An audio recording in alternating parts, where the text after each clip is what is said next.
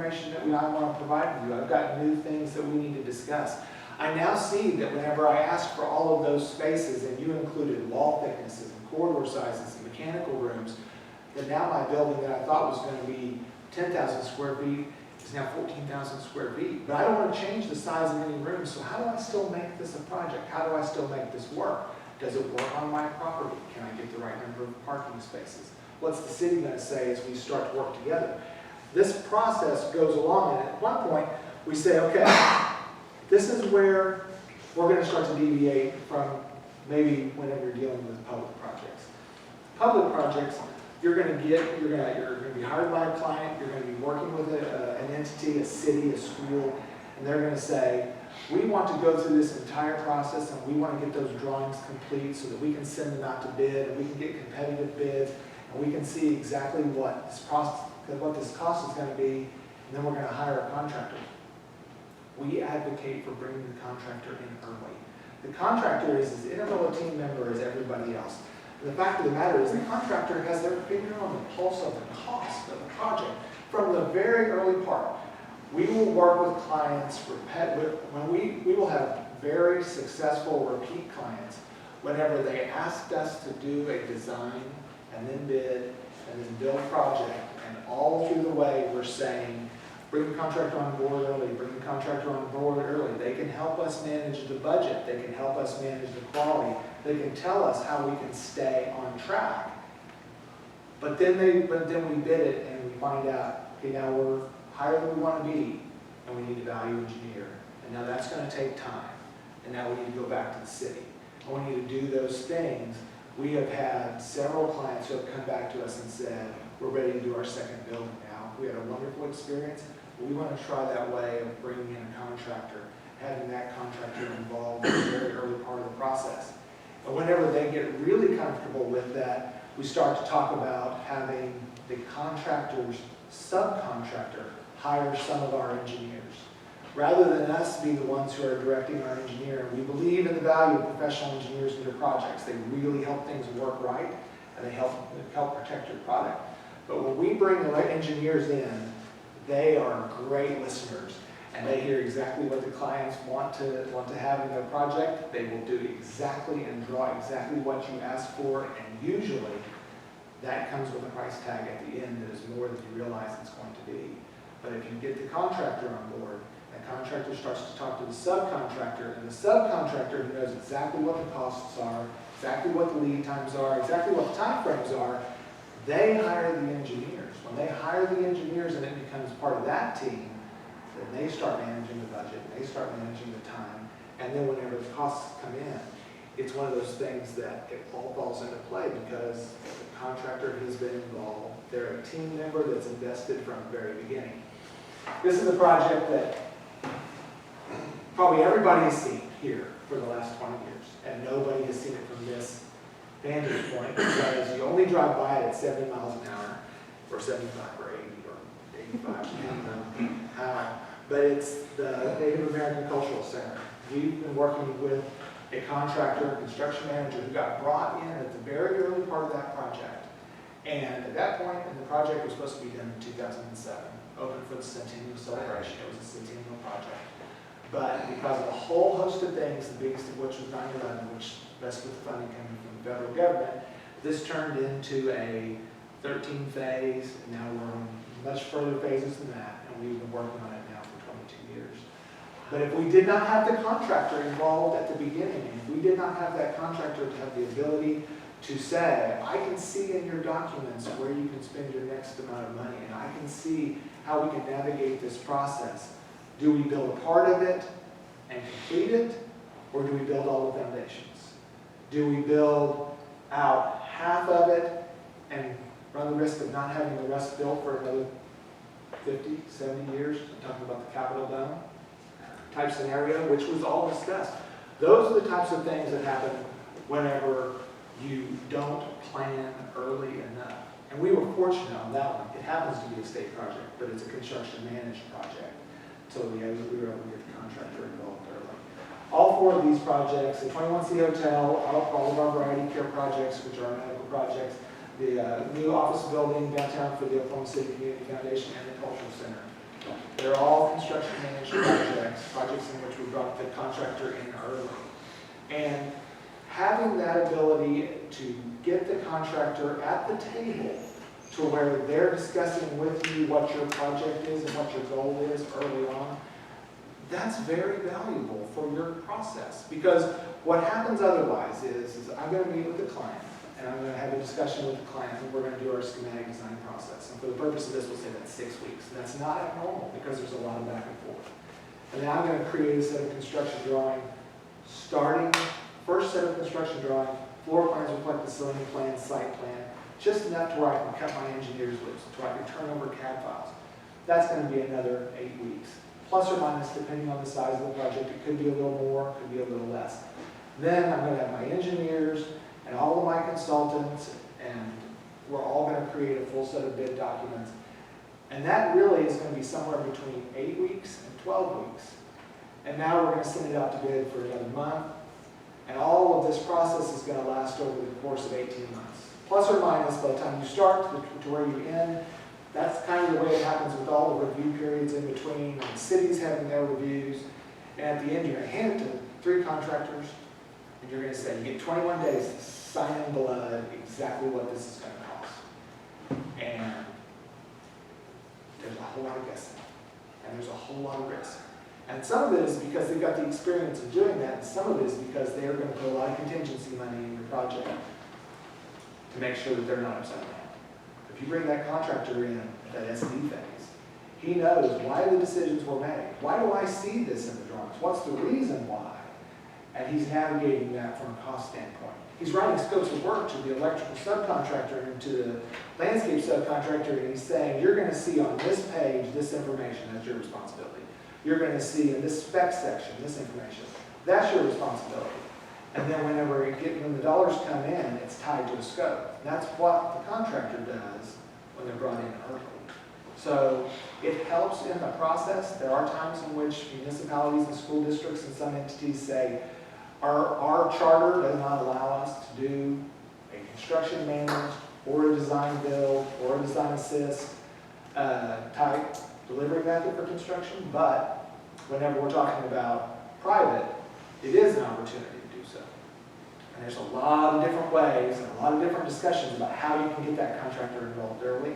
Some of them are from relationships, and some of them are from interviews, and some of them are from word of mouth, but all of those things help with your project at the end.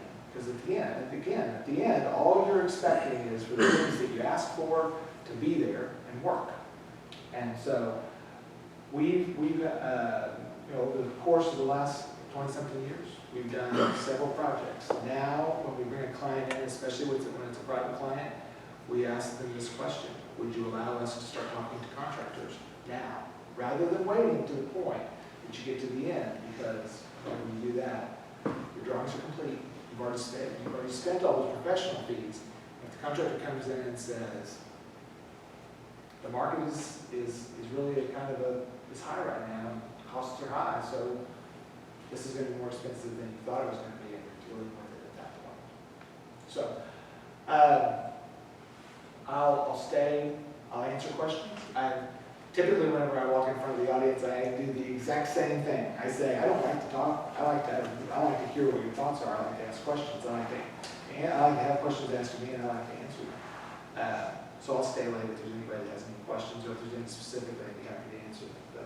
But otherwise, thank you for bringing me here to talk to you today, and I hope that I've at least shed a little light on things that are another alternative way to approach your construction delivery method. Thank you.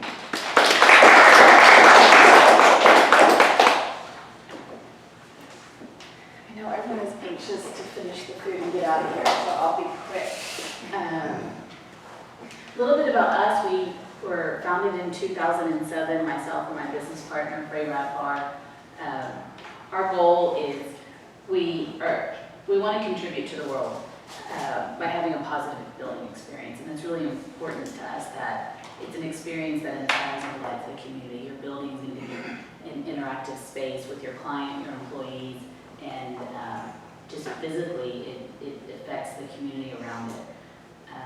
And so we have have built a mission to build a better product faster. Inevitably, by the time the project gets to us, the client needs it done now.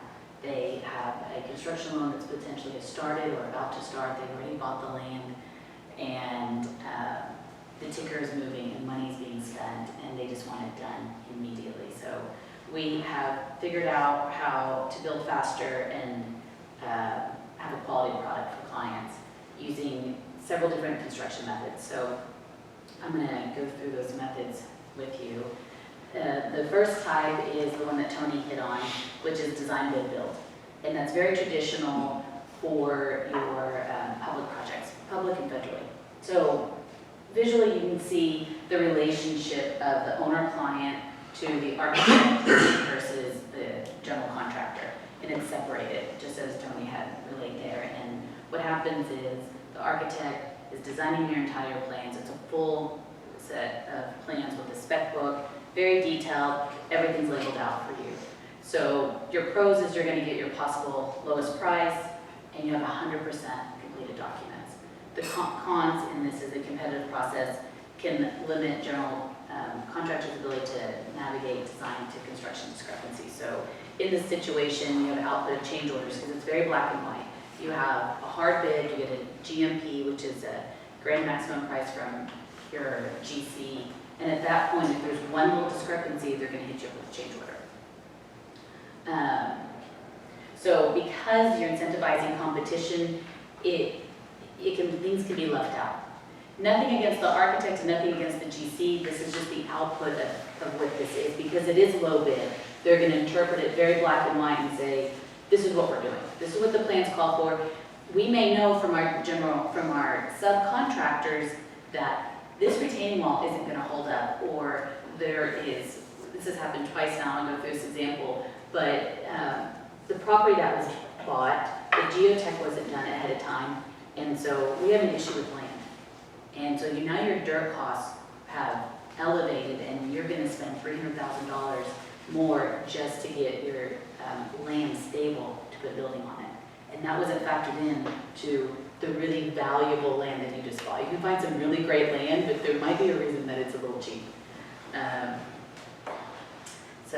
And then the low price up front, you're going to get your change orders. This is a project that we did, was Design Bid Build. This is Chase Bank. And what's interesting about this project is it was a low bid scenario that we won, and they still came back and asked us to value engineer about $150,000 out of it. So it still comes back that way. Construction management, Tony, you really set me up today, it was perfect. Same scenario where you have the owner hiring the architect and then hiring the general contractor. There is more communication there with the architect, and that you're working hand in hand with the architect. So you've negotiated an upfront fee that you're going to pay your GC every month as that fee. And then we go out and we bid the project out to subcontractors. And this allows you to stay on budget, bring in the information from the subcontractors of where we can save money. So this method can, sometimes take a little bit longer, just depending, not necessarily. It just depends on the size of the project. So it does reduce risk because you can do construction management with the GMP, which is, we recommend, I'm sure the architect recommends this, because you want a ceiling of where you're going to end up. Your banker would appreciate that. So some of these cons, I don't believe they're great cons, but I wanted to be very kind of positive, negative, fair on all this. But management contract arrangements is that the significant portions of the total services which the construction manager is remunerated are not subject to competitive bidding. So again, this is where, for us, we recommend having a budget, because at the end of the day, when you try to do the design bid, build, low bid scenario, you're going to blow your budget almost every single time. Even the Chase Bank scenario, they had a low bid, they still had change orders down the way for whatever reason. So here's a project, IBC Bank, that we did in Dallas. This was a 120-day major renovation, and this was construction manager. They did an interview process, so they had 30% plans, and they did an interview process. We were able to put a budget together on 30% plans.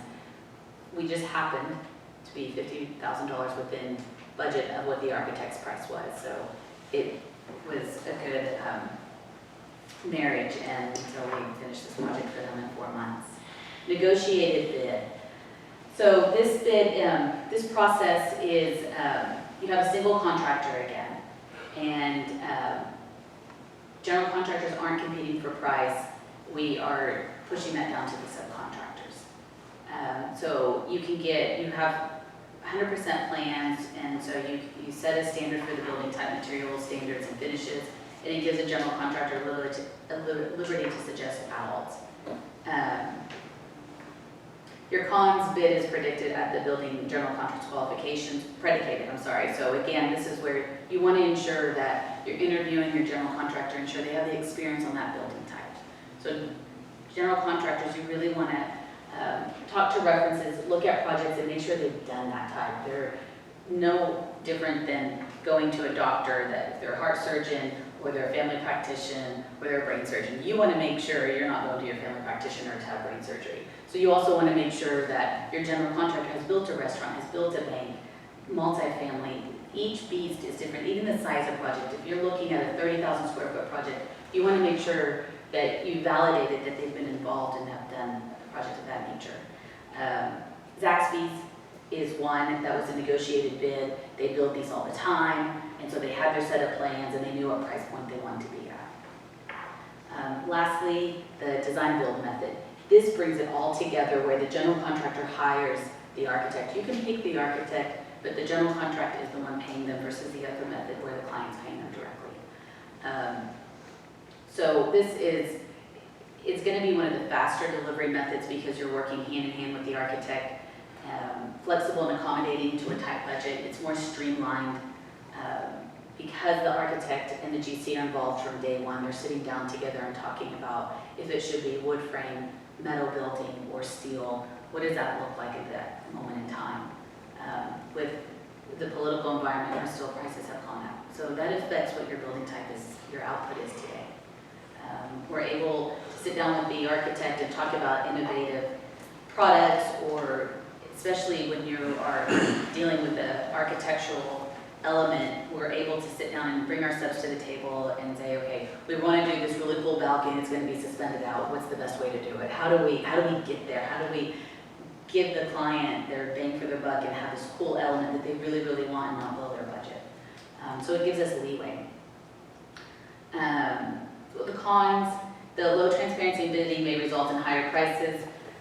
For us, again, this comes back to project to budget, and then the design team working for the contractor upsets the typical systems of checks and balances. So this is what I found as research online that they were talking about. Again, for us, we use AI contracting, and your architect is going to be your checks and balances on your project costs in that process. So this was a design build project that we did. It turned out to be great. It's become a very public space. It's being used a lot, and it was that upfront creativity where we're able to listen to the client and output what they were thinking and wanting. Just kind of really, for them, they're a law firm, and it changed the visualization. At the end of the day, it doesn't matter the delivery project that you choose. It does matter the team that you put together. So you just got to look at your strengths and weaknesses, and ensure, lastly, that you provide the right contract. And so we use AI. We believe it's very fair. Jamie's shaking her head, so it seems like I know the bank appreciates this. We use G702 on the pay application, which shows you schedule values, the breakdowns of costs. Your architect is able to go through and validate, yes, this was done, yes, this is a good price point. So that full transparency, which is one of our core values and very important to us, to the client to know. So I'll leave you with, if everyone's moving forward together, then the success takes care of itself. So we thank you for your time. Chris, you have a question? Yeah, what's your communication package style? Like, Thank you. Yeah, so we have a bit of a unique, we do communication packets, and every 2 weeks, these packets are issued to the client, and it goes over meeting minutes, project notes, pictures. We have clients that were out of state that this was essential to them because they didn't have to. We had one client from La Quinta, he stopped flying in because he's like, I see everything that I need to see every 2 weeks. We would FaceTime him for our meetings. we would go through our discussion points, RFI and submittal log, updated schedule. Too often clients would tell us that they had a bad experience because they saw the owner in the beginning, they got a updated construction schedule, and now the project is 2 months past due, it's over budget, and we haven't seen the owner again.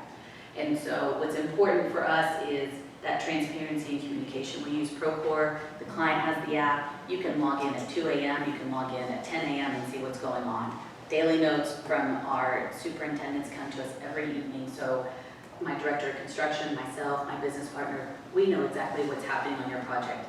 Every evening, we know what happened in the last 12 hours. So it's really important that there's that hands-on experience. We're up to date on what's happening. You're not going to find me on a golf course. You're going to find me at your job site or by a phone call. I'm always around. So I appreciate that. It's really, in essence, the key to ensuring your project is done timely and it's done on budget.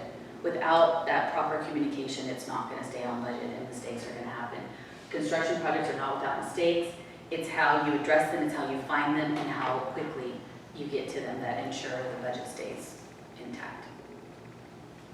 Well, I had to, we're dealing with a builder right now that can't tell what they're asking for on the draw request. Oh, this is rough out. Doesn't itemize anything. A lot of these guys around town are home builders, which there's nothing against home builders, but there's a difference between a home builder and a commercial builder.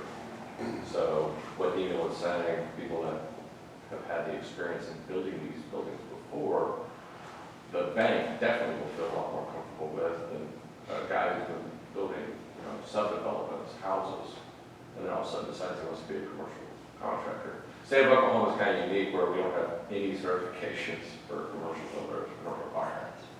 So that's kind of nice when you have builders like Dima who are doing things right, and plus the communication people, we can tell what's going on the project. Absolutely, thank you.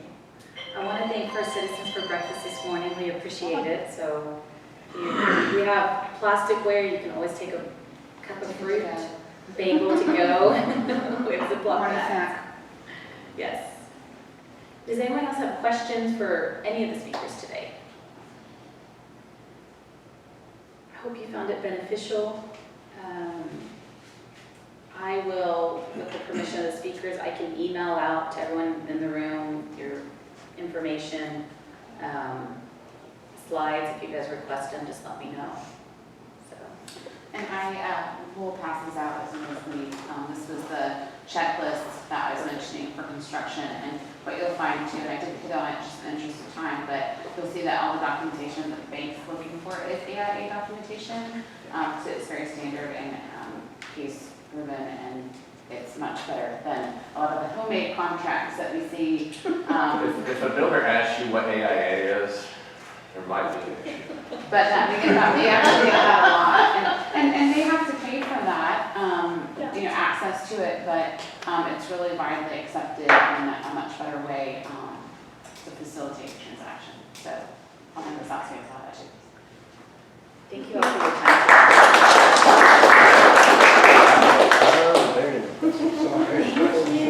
I'm good.